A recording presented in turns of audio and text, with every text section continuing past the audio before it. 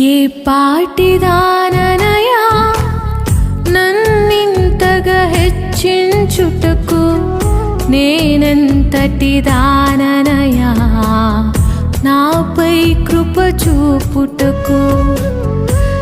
ఏ పాటిదాననయా నన్నింతగా హెచ్చించుటకు, నేనెంతటి దాననయా నాపై కృప చూపుటకు.